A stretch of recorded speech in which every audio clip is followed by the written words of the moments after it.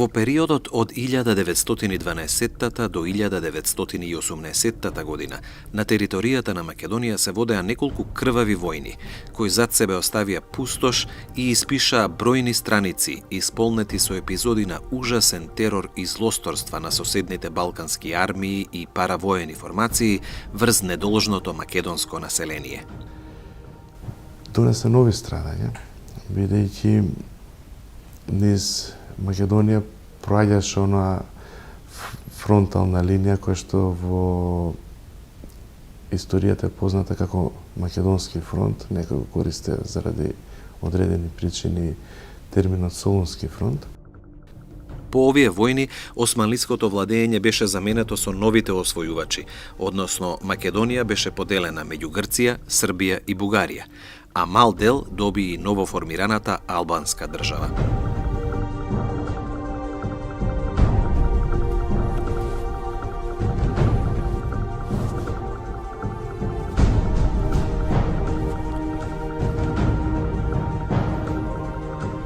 Македонскиот народ продолжи да живее разделен во 4 држави, подложен на асимилација и на денационализација, која што во одредени периоди, како на пример во време на диктатурата на Метаксас во Грција, поприми и облици на геноцид врз македонското население, особено во егејскиот дел на Македонија. Во кралството на србите, хрватите и на словенците пак, а подоцна кралство Југославија, македонците често беа жртви на борбата меѓу српската жандармерија и четите на ВМРО кои што беа уфрлани од Бугарија.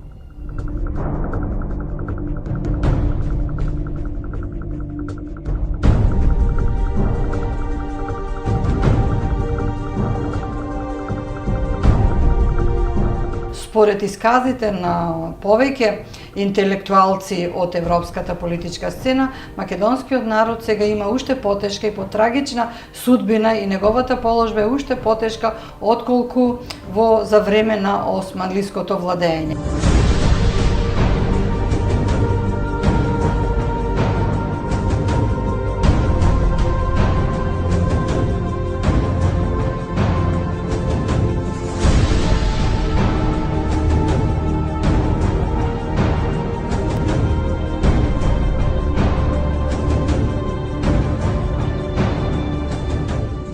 Прогоните, насилствата и асимилацијата која систематски ја спроведуваа недемократските режими на балканските држави, најде малку одзив во официјалната политика на европските држави, кои ги следаа своите повисоки долгорочни стратегиски цели. Но од друга страна, голем број од европските интелектуалци, публицисти, писатели, научници, уметници го изразија својот револт против ужасите што се случуваа на Балканот, барајќи праведно решение на македонското прашање.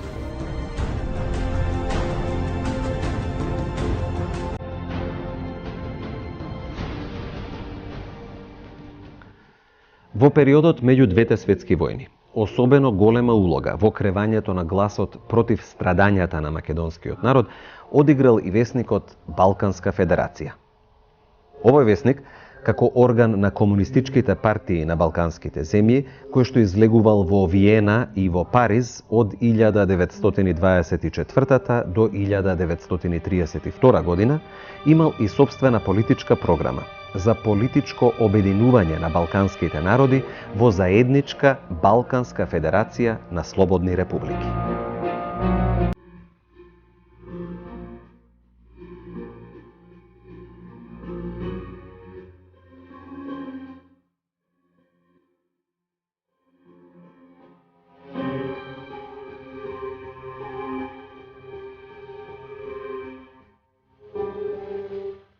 Меѓу другото, весникот Балканска федерација во 1925 година започнал со спроведување на анкета во која 150 видни личности јавно ги изнесоа своите ставови за решавање на балканските проблеми и посебно на македонското национално прашање. Голем дел од овие европски интелектуалци со своји јавни настапи и написи почнале да даваат поддршка на справедливите стремежи на македонскиот народ за обединување и државотворно конституирање. Меѓу нив беа и Хенри Брейлсфорд, Јозеф Редлих, Алберт Ајнштајн, Виктор Хамершлаг, Едвард Бернштајн, Франческо Нити, Коста Новаковиќ, Георги Бакалов, Васил Коларов и многу други.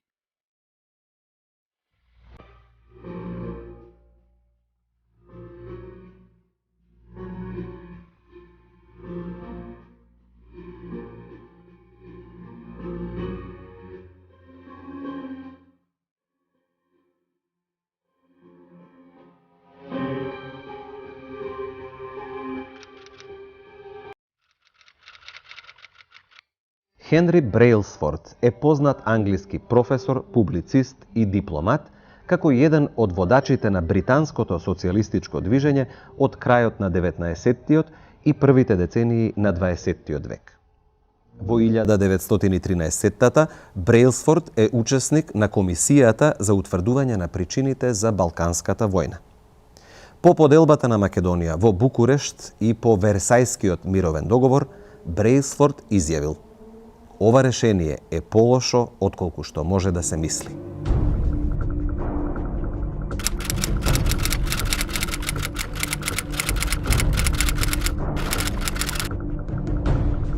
Поделбите ги диктираше само идејата за рамнотежа на силите и воените интереси на победниците. Тие се флагрантно кршење на националните права. Ниту една балканска влада не се обидува честно да ги почитува правата на националните малцинства. Во тој поглед, Македонија е многу понесреќна отколку што беше под Турција. Критикувајќи ја пасивноста на друштвото на народите, Брейлсфорд ја прифаќа идејата за поширока Балканска федерација како единствено решение за траен мир на Балканот. Но тој е сосема реален во оценката кога нагласува дека балканските влади се националистички и милитантни. Сите тие се заплеткани преку политички и воени врски во империалистички комбинации со големите сили.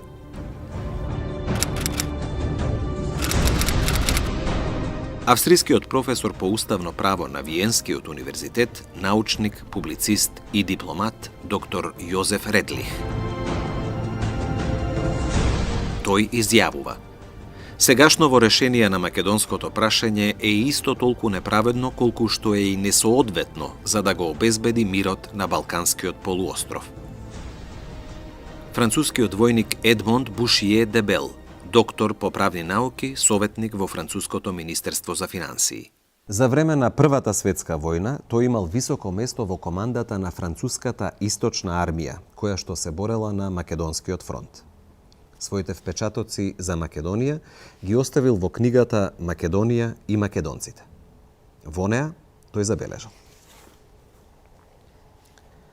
"Очевидно е дека македонските словени не се грци, но и покрај фактот што имаат некои сличности во обичаите, верата и во јазикот со бугарите и со србите, тие се разликуваат и од едните и од другите." Како што ќе се движи неговата воена формација, така и тој ќе се движи и го проучува регионот околу Лерин, околу острово Битола, Прилеп. Меѓутоа немал среќа. Зошто реков немал среќа? Тој напишал една книга, Македонија и македонците, меѓутоа умира во Скопје во 1918 година.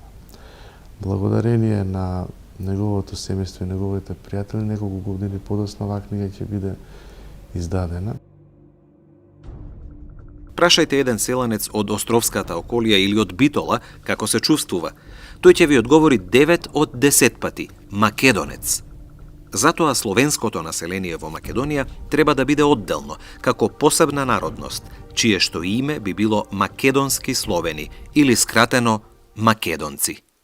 Представниците на или припадниците на странските војски не биле секогаш обични регрути или колониални војници или донесени единици од колониите на Франција или на Велика Британија, туку меѓу нив имало интелектуалци кои што покрај таа воена состојба ја го покажале својот интерес за состојбите во регионот, како живее населението, каква припадност има, етничка припадност има тоа население.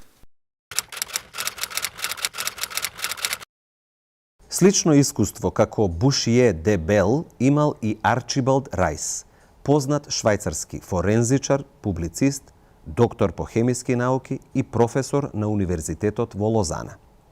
Тој пројавил голем интерес за јужнословенските прашања на Балканот и се пријавил во текот на Првата светска војна како доброволец во српската војска, при што војувал на Македонскиот фронт. По завршувањето на војната објавил неколку интересни публикации кои се однесувале на неговото искуство и впечатоци од Македонскиот фронт. Во една студија со наслов «За состојбата на македонците и на муслиманите во новите грчки провинции», тој се осврнал на прашањето кои биле македонците. Според мене, вели Арчибалд Рајс, македонецот не може да се нарече ни бугарин, ни србин, туку просто македонец. Факт е дека македонскиот јазик не се зборува ни во Софија, ни во Белград. Тој е посебен словенски јазик. Вели, македонскиот јазик за некои лингвисти е поблизок до бугарскиот, за некој поблизок до српскиот. Меѓутоа, македонскиот јазик не се говори во Софија и во Белград. Тој е различен јазик, а македонците се различно населени.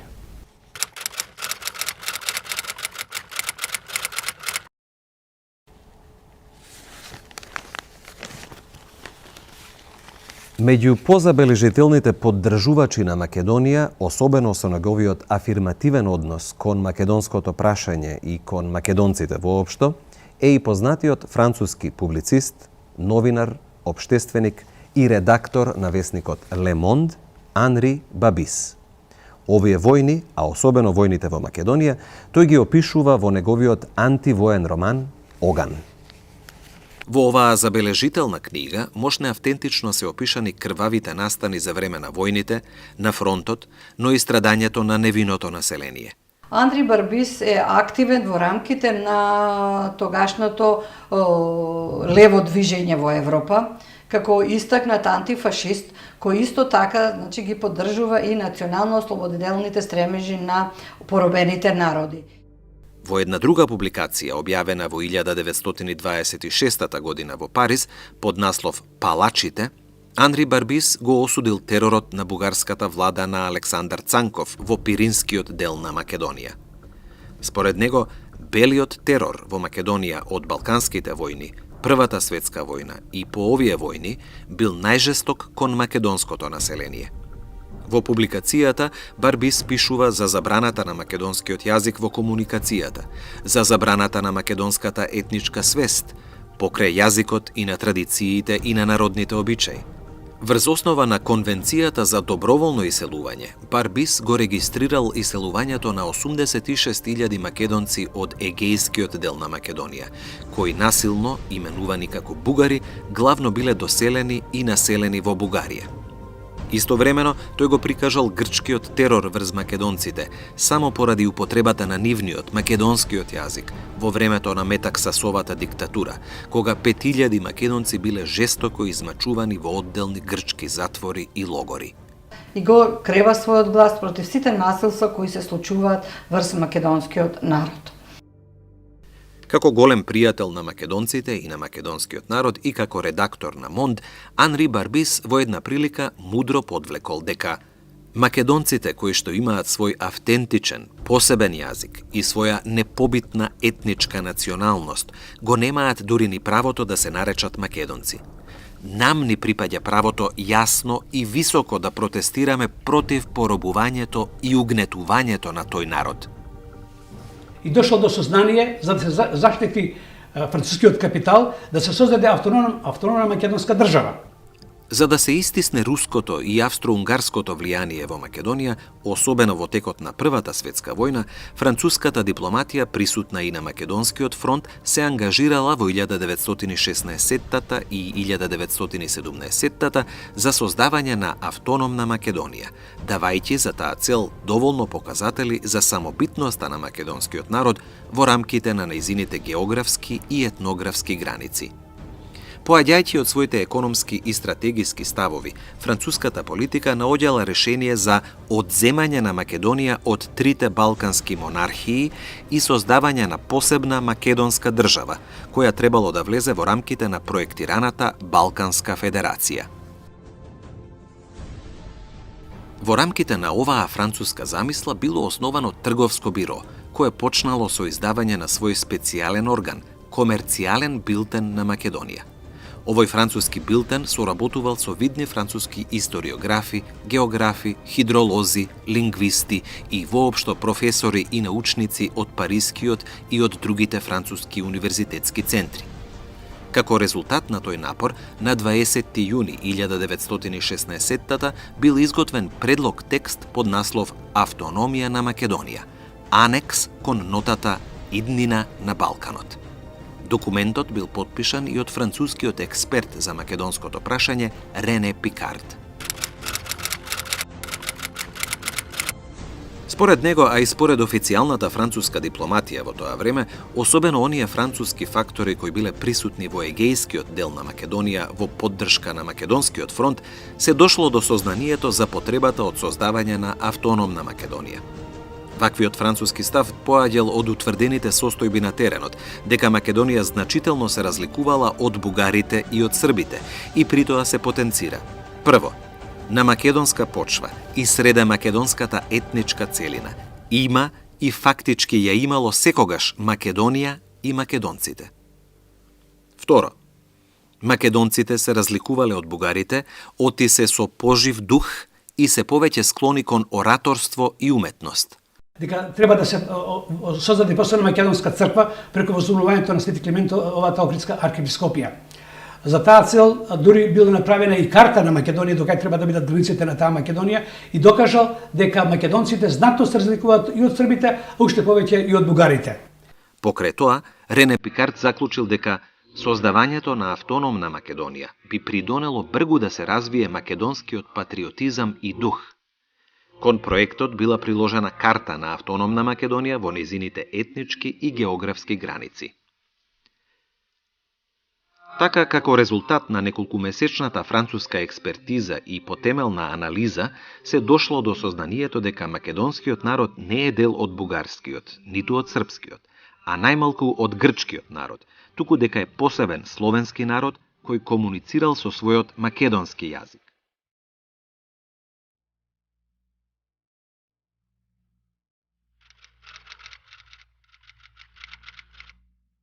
Антуан Меје, како една навистина врвна фигура во светската лингвистика, е многу значаен за афирмацијата на македонскиот јазик. Тој во 1928 година го представува македонскиот јазик на таа европска карта на јазиците и точно го определува на која територија се зборува тој јазик. Тоа е територијата на тогашното кралство на србите, хрватите и словенците, Грција и Бугарија.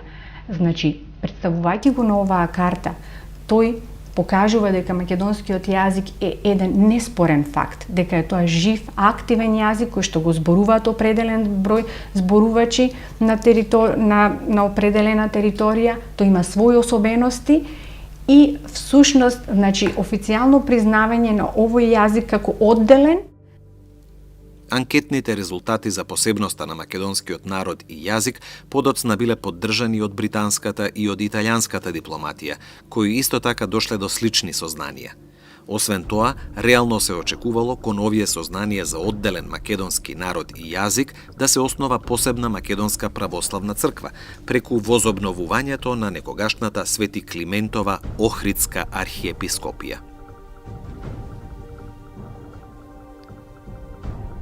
Меѓутоа, отпорот против една автономна Македонија, што го давале француските антантини пријатели, србите и грците, потоа почетокот на Октомвриската револуција во Русија и други причини биле судбоносни што француската дипломатија докрај не останала доследна на своето стојалиште за автономна и самостојна Македонија.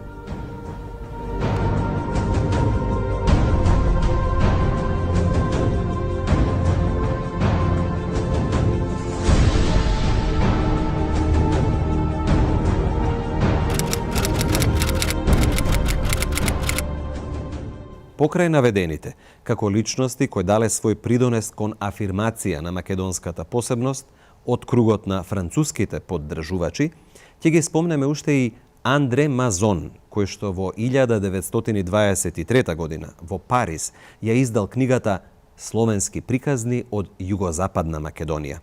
и францускиот полковник Леон Ламуш.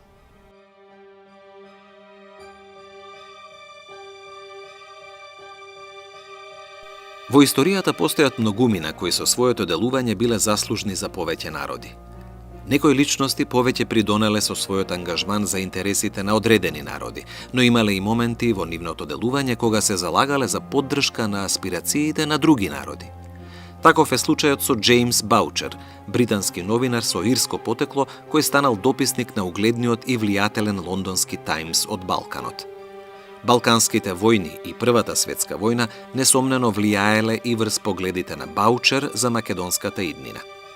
На 26 февруари 1919 тој упатил меморандум за уредување на Македонија.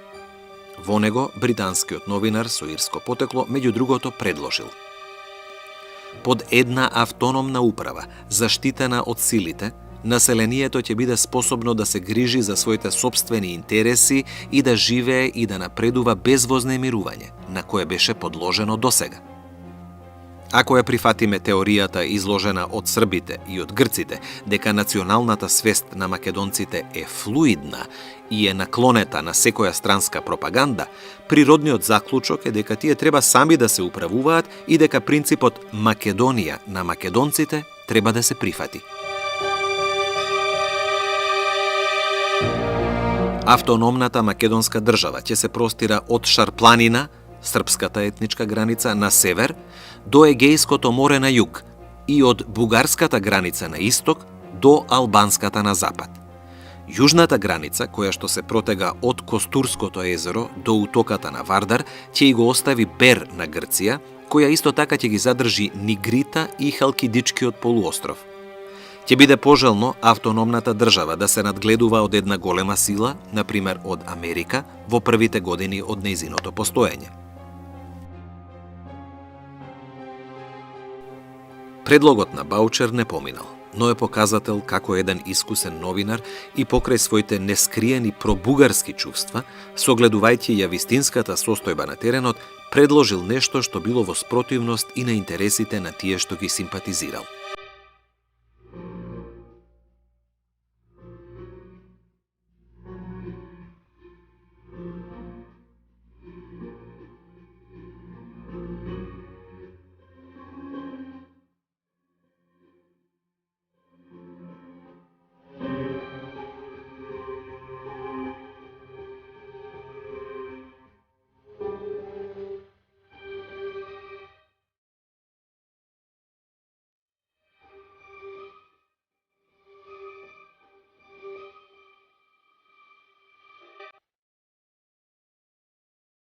Симпатиите на некои врвни германски интелектуалци за Македонија и за македонците меѓу двете светски војни и се многу малку познати на македонската јавност. Германија, впрочем, ја загубила Првата светска војна, меѓу другото и на боиштата на Балканот.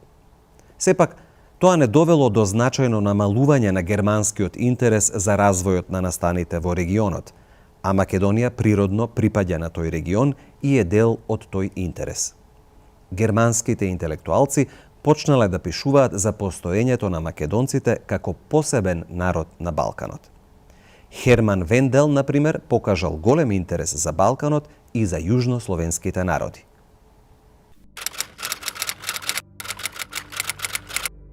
Тој студирал филозофија и историја и во младоста бил привлечен од социјалдемократските идеи. Така станал најмладиот пратеник во Рајхстагот. Тој во текот на Првата светска војна пишувал некои статии за Македонија, каде што говорил дека македонците се различни од бугарите и ќе дојде во судир со секретарот на екзархијата Димитар Мишев. По завршувањето на војната, тој нема да отстапи од тие своји ставови. Тој ја објавил книгата Македонија и мирот, во која го изнел својот став за посебноста на македонците во однос на србите и на бугарите. Овој германски интелектуалец забележал дека јужнословенската гранка на народи била составена од словенци, хрвати, срби, македонци и бугари. За него посебноста на македонците била факт.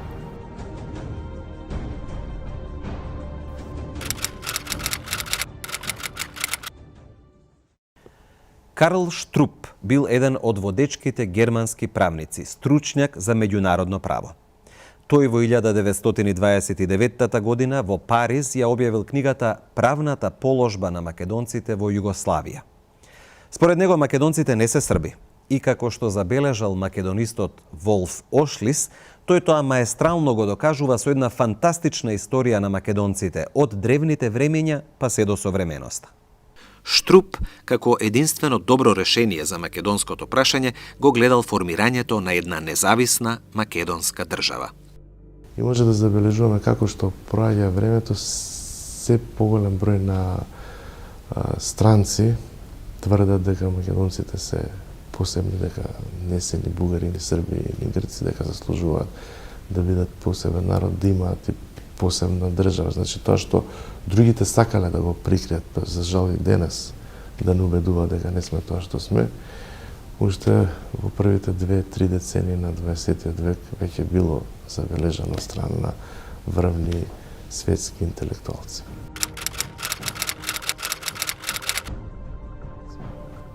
Во списокот на видните имиња кои јавно го искажале својот протест против злосторствата над малцинствата на Балканот е и познатиот светски физичар и математичар, нобеловецот Алберт Ајнштајн. Оценувајќи ја состојбата на Балканот како ужасна, при што народите се угнетени од воените клики, тој наведува дека друштвото на народите не беше во состојба во било кој поглед да ги заштити малцинствата. Од друга страна, народите се туркаат едни против други и меѓу овие толку сродни народи, меѓу кои логично би требало да царува мирот, владае состојба на отворени или прикриени непријателства. Ајнштајн не верува во воспоставување Федерација на Балканот се додека начело на државите не дојдат на вистина демократски и либерални влади, а не влади кои вештачки ги распалуваат непријателствата меѓу народите. Тој наведува неколку етапи низ кои би се реализирала идејата за федерација, но на крајот се сведува на воспоставување демократија, односно тогаш кога малцинствата ќе ги добијат своите права, а поробените народи ќе добијат автономија.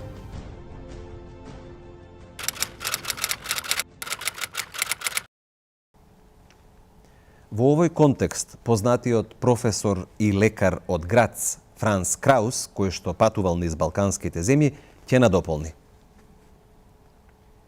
Македонците имаат право на својата целосна територија, на која ќе можат мирно да се развиваат. Па тогаш ќе престанат и меѓусебните кавги, а можеби ќе дојде до траен мир. Нагласувајќи ја омразата што се шири меѓу балканските држави, професор Краус надополнува. Таа омраза создава беда. Она што најмногу недостига на Балканот е човекот. Човекот што ќе биде во состојба да го реши балканскиот проблем.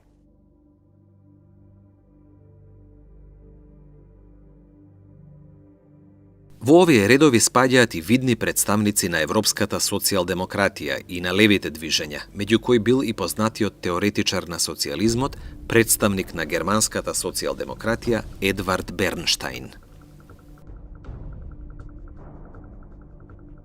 Македонија од секогаш била и продолжува да биде јаболко на раздорот на Балканот, запишал Бернштајн. Сите балкански народи сакаат да загосподарат со неа. Тоа е едно најтешко прашање на балканскиот проблем, кој и онака веќе е крајно сложен поради неразмрсливата испреплетеност на народите што живеат на Балканот. Таа испреплетеност довела до тоа во сите балкански држави да има национални малцинства кои насекаде се угнетени. Затоа тој предлага национална автономија на поробените народи на Балканот и заштита на нивните права. Подло е, вели Бернштајн, да се освојуваат и да се анектираат територии како да станува збор за земји без жители. Всушност, тоа и се случувало на Македонија.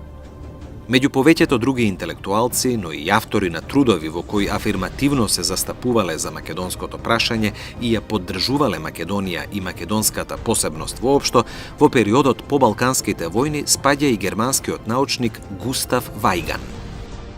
Тој особено е познат како автор на делото Етнографијата на Македонија, издадено во Лајпциг 1924. Вајган пројавил интерес за јазикот и етнографијата на власите, но и за македонскиот јазик.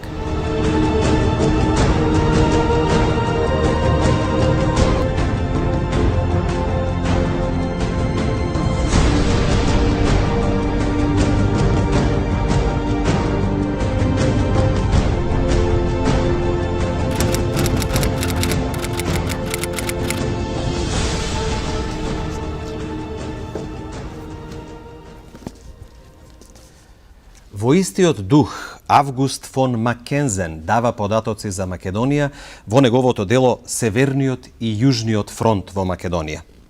А белгијанецот Емил ван дер Велде по 1923 година се занимавал со проблемот на македонските бегалци во Бугарија, чија положба била значително тешка.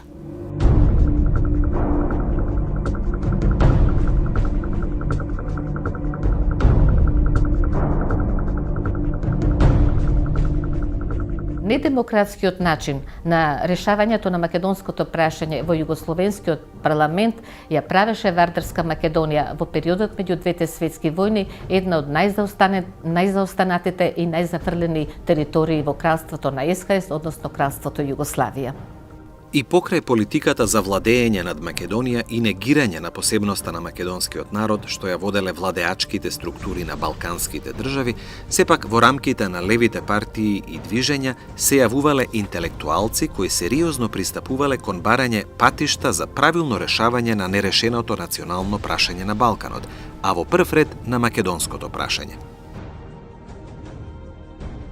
Во овие рамки особено место му припаѓа на Коста Новаковиќ, учесник во Балканските и во Првата светска војна, српски левичар, член на највисокото раководство на Социјалдемократската партија на Србија, а по формирањето на Комунистичката партија на Југославија, член на нејзиното највисоко раководство, делегат на 4-тиот и на 6-тиот конгрес на Комунистичката интернационала. Новаковиќ бил познат публицист и голем противник на големосрпската политика кон Македонија. Се застапувал за правото на македонскиот народ на самоопределување и на државност. Уставотворното собрание е познат по своите жестоки и мощни солидни дискусии по повод донесувањето на првиот устав на кралството на србите, хрватите и словенците, со кој што требало да се утврди идното уредување на државата. Во рамките на овие своји дискусии по повод донесувањето на уставот, Коста Новаковиќ мощно се залагал за правилно решавање и за државноправниот статус на Вардарска Македонија и за признавање на македонскиот национален идентитет. Во 1924 ја напишал книгата Македонија на македонците, земјата на селаните, која е објавена во весникот Балканска федерација. Во книгата го објаснил опширно македонското национално и аграрното прашање. При тоа направил мощен објективен осврт на македонското национално ослободително и револуционерно движење уште од појавата на македонската револуционерна организација. Поради оваа книга тој бил уапсен од големосрпските власти и осуден на 6 месеци затвор. Во 1926 бил осуден на 5 години принудна работа поради комунистичка пропаганда, но сепак успеал да избега на почетокот на 1927 година.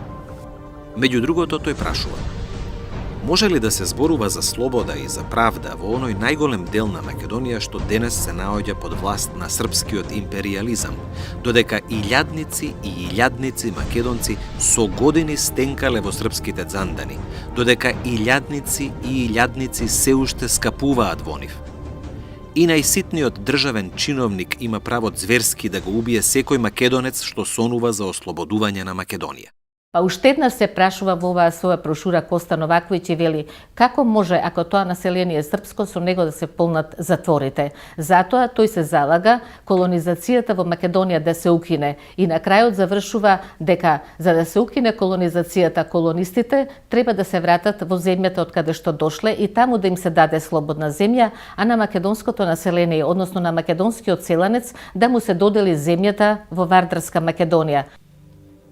Како припадник на комунистичкото движење, потенцирајќи го ривалството помеѓу балканските буржоазии околу поседувањето на Македонија, тој се определува за братство и федерација меѓу балканските народи, при што предуслов за незино остварување е почитувањето на интегритетот и слободата на Македонија.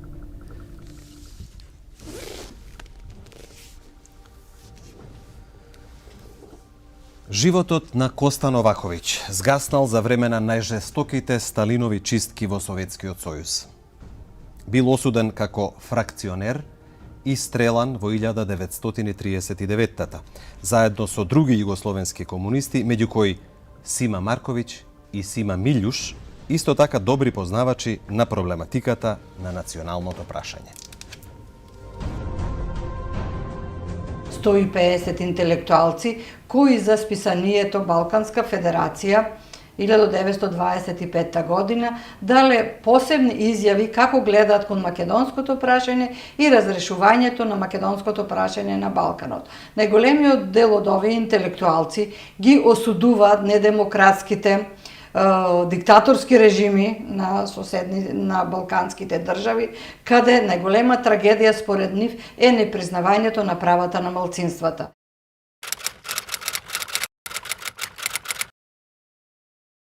Васил Коларов, една од водечките личности во извршниот комитет на Комунистичката интернационала, еден од најпознатите теоретичари и активисти на Бугарската комунистичка партија, автор на повеќе публицистички трудови и долгогодишен пратеник во бугарскиот парламент.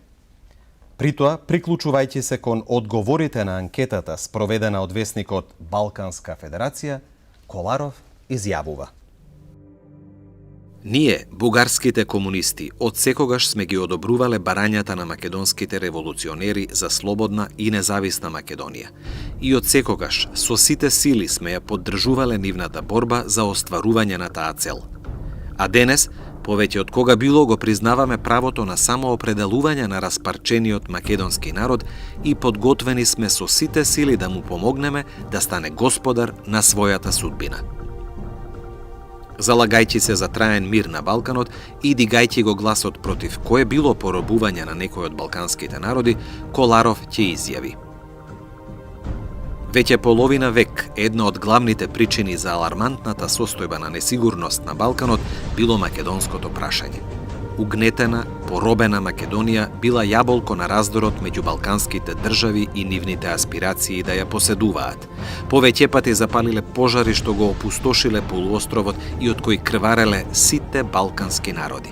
Речиси истите мисли на Коларов се запишани и кај неговиот соидеен другар од Бугарија, Георги Бакалов, пропагатор на социјализмот и комунизмот и марксистички теоретичар и публицист. Бакалов наведува дека и покрај долгите крвави борби што ги водеше македонскиот народ за да добие слобода и независност, оваа земја едноставно беше распарчена на три дела. Значи, прашањето беше решено врз принципот на анексија и против волјата на засегнатиот народ. Македонскиот народ очигледно ќе ја продолжи борбата за слобода.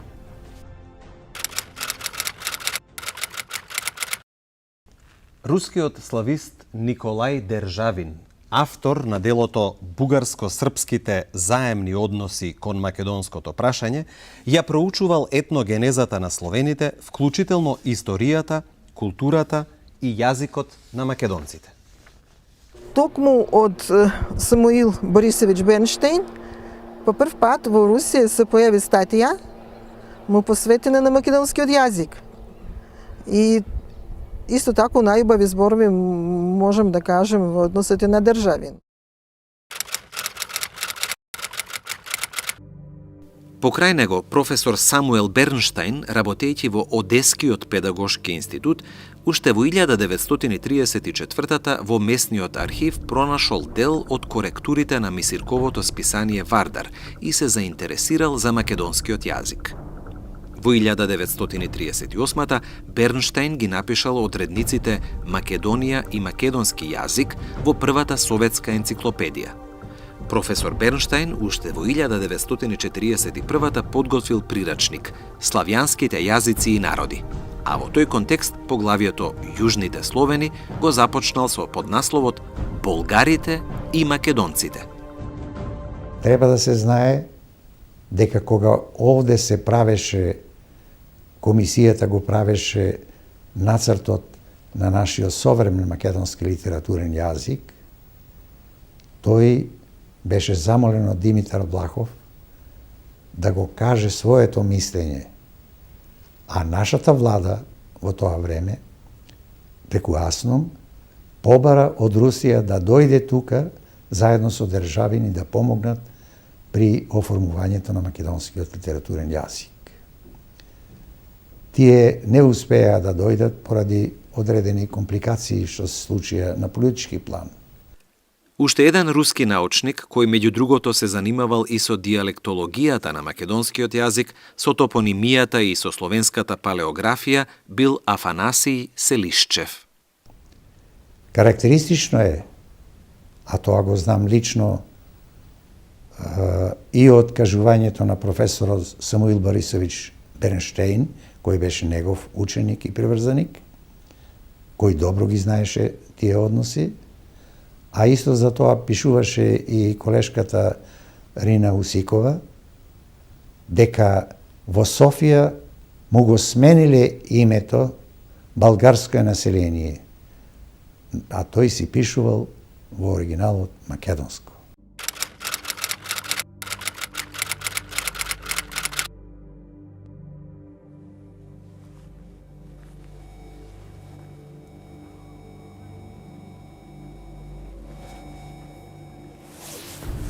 Во кругот на поддржувачите на Македонија ќе го споменеме и чешкиот историчар Фредерик Ковакс, кој во Њујорк 1941 година издал една забележителна публикација под наслов Неприпитомениот Балкан.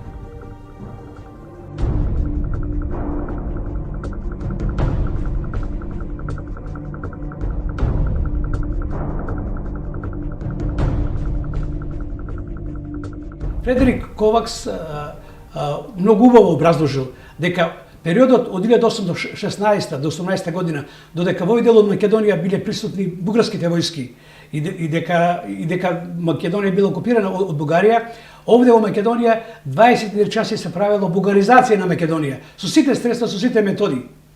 Но после Првата светска војна, кога бугарите биле поразени, истерани од тука, кога дошле српските власти, тој обратно се кажува. Повторно во Македонија, она што се правеше како бугаризација, сега се прави стабилизација на ова македонско население. Кога пишувал воопшто за македонското прашање, за Македонија и за македонците по 1913 година, Ковакс меѓу другото забележал: македонското прашање беше решено на начин како што сака бугарските реакционери. Најголем дел од Македонија постана бугарска. Едноставно го смени стопанот без да добие национална независност. И може да се назначи дека веќе имаше период на бугарска администрација од 1916 до 1918, а како последица беше 24-часовното работење на воените судови за да се расчистуваат поплаките на, во наводници, србофилските предавства. Кога потоа Македонија беше вратена на србите, српските судови го имаа истиот проблем и неретко ги судеа до вчерашните србофили за бугарофилско предавство.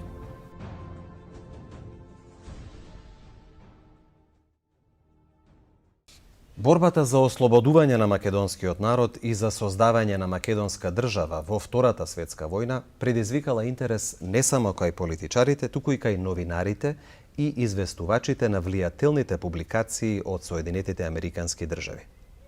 Американскиот србин Стојан Прибичевиќ бил автор на една обемна студија за Македонија и македонците, нивната историја, култура, традиција и потекло. Тој бил син на познатиот југословенски политичар Светозар Прибичевиќ, кој бил познат по своите залагања за федерално и републиканско уредување на Југославија. Токму тоа било пресудно за неговиот остар судир со југословенскиот крал Александар Караџорџевиќ. Светозар ја напуштил Југославија и отишол во емиграција во Прага. Најверојатно демократските и космополитски погледи на неговиот татко влијаеле и врз Стојан Прибичевиќ. Тој во текот на Втората светска војна бил американски известувач од Југославија, каде бил сведок на борбите на партизаните против германските сили. Во екот на тие борби за време на десантот на Дрвар, Стојан бил заробен од германските падобранци, но набрзо бил ослободен од партизаните. Престојот меѓу партизаните како дописник на американските списанија Fortune, Time и Life му овозможил на Прибичевиќ да се запознае со состојбите во реоните кои по завршувањето на војната станале дел од новата Југословенска федерација. Тогаш тој се запознава и со борбата на македонските борци за слобода. По завршувањето на Втората светска војна престојувал во Југославија неколку пати. Како резултат на неговиот престој во тогашната држава, Прибичевиќ објавил и една книга за Македонија со наслов Македонија, нејзините луѓе и историја. Оваа книга била преведена и објавена на македонски јазик во 1990-тата, но авторот не дочекал да го види македонското издание на своето дело, посветено на еден народ кон кого имал големи симпатии. Во книгата Прибичевиќ пишува за изгледот на земјата, потеклото на името и старите македонци, словенските преселби, Самоиловата држава, Византија, османлиското владење, македонското будење во 19. век и Илинденското востание. Неизбежен дел од неговата книга биле и Балканските војни, двете светски војни, како и создавањето на современата македонска држава. Прибичевиќ забележал дека Македонија била типичен пример како малите народи можеле да се однесуваат империалистички и да се угнетуваат меѓусебно. Според него, македонското прашање не било затворено и во моментите кога ја пишувал книгата за Македонија, тоа прераснувало во меѓународна затегнатост. За него, Македонија, како и за многумина од западниот свет, била непозната земја, но забележал: сите словенски племења, кои пред 1400 години се населиле во византиските провинции познати под името Македонија, во втората половина на 19. век почнале да го користат името на таа провинција како сопствено национално име. А кон средината на 20. век, по Втората светска војна, македонските словени формирале своја држава во состав на Југославија и ја нарекле Македонија. Денес би било најточно словените од Македонија да се викаат македонци, а тоа е име на нивната нација и нивната држава. Овој американски новинар, кој не бил ниту историчар, ниту археолог, ниту етнолог, забележал нешто што, иако е вистина, и денес некои не сакаат да го забележат или прифатат. На 29. мај 2006 година во Охрид беше откриен необичен споменик во кој доминира отворена книга со лик на човек во релјеф. На откривањето на споменикот во Охрид присуствуваа шефот на Холандско-македонската стопанска комора во Македонија, Питер Џон Босе, еден од современите влюбеници во Македонија, неколку холандски граѓани, ќерките и внуците на човекот чиј лик беше врежан крај брегот на езерото, на парчето земја, каде тој оставил дел од своето срце. До тој момент малкумина знаеја кој бил тој човек, но секако сватија со целата порака дека се работи за еден од пријателите на Македонија. Набргу тајната беше откриена, дека зад псевдонимот А. Ден Долард всушност се криел холандскиот писател Корнелис Јоханес Георг Боб Спулстра помладиот. Токму неговите посети на Македонија и на Охрид во периодот меѓу двете светски војни, кои биле инспирација за два од неговите многу романи, беше причината долга низа години по Втората светска војна илјадници холандски туристи да доаѓаат во Охрид со цел да ја почувствуваат убавината на Македонија, на начин на кој ја чувствувал и опишувал Ден Долард. Јас сум во подрага се на други негови две дела, а тоа е делото неговата автобиографија и она дело Експрес Балкан, кој што е мощно интересно, каде што тој пишува и за Илинденското востание, пишува за македонците, пишува за организацијата, пишува дека македонците овде се или бугаризирани или србизирани. Ден Долард многу пати ја посетувал Македонија. Таа станала земјата која што била инспирација за неговиот роман Ориент Експрес. Убавините на Охрид и на Охридското езеро пак го инспирирале да го напише романот Свадбата на седумте цигани, за прв пат издаден во предвечерието на Втората светска војна во 1939-та, а потоа реиздаден многу пати.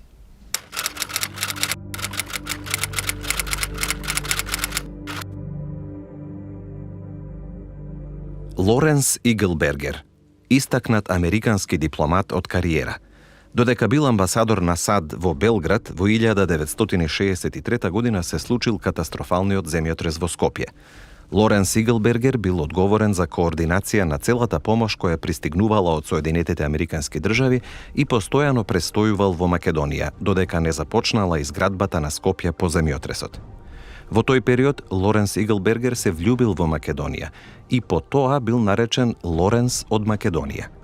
Ќе останат запаметени неговите изјави околу актуелните случувања со притисокот кој го врши Грција врз Македонија. Ако Македонија одлучи да го задржи уставното име, нема сила која може да ја присили на промена. Не постои никаква причина македонскиот народ да го смени името кое го носи долго време за некој друг да биде среќен. Грчката влада се обидува повторно да ве убеди да ја смените својата позиција, но нема да успее. Вие ќе бидете исто толку цврсти по ова прашање како што сте биле досега. Мојата препорака е да не дозволите овие работи од вашиот сосед да ве тревожат. Останете смирени и цврсти, онаму каде што се.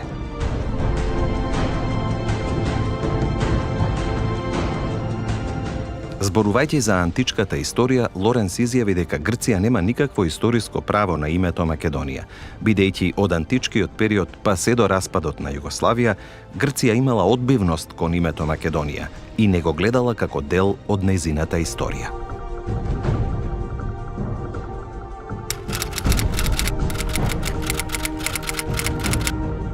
Милан Кундера, по потекло од Чешка, но од 1975 живеел во екзил во Франција, каде го достигнал зенитот на своето творештво. Станува збор за писател кој обстојува во самиот врв на светската сцена на пишаниот збор. Тој се истакнува како голем поддржувач на независноста на Република Македонија во раните 90-ти години и гласно протестира против неправдите кои се нанесувале на Република Македонија, споредувајќи ги со обструкциите кои ги претрпувала неговата земја, Чешката република. Милан Кундера во декември 2012-та беше добитник на првата меѓународна награда за литература која ја доделува Македонија, Табернакул, која ги опфаќа сите литературни родови. Покровител на наградата Табернакул е премиерот на Република Македонија. Кундера изјави дека со најголемо задоволство ќе допатува до Македонија да ја прими наградата од оваа земја и покрај тоа што повеќе не патува никаде надвор од својата земја.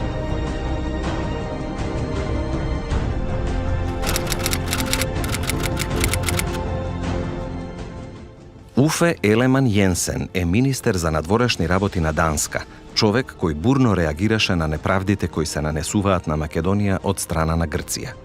Тој истакна дека спорот кој го отвора Грција е нелогичен, неправеден и несватлив.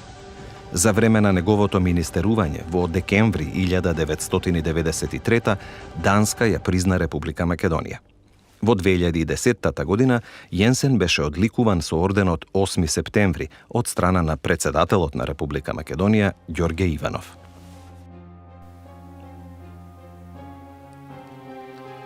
Низата на поддржувачи на Македонија, на пријателите на македонскиот народ, на почитувачите на нејзината историја, традиција и култура е навистина долга.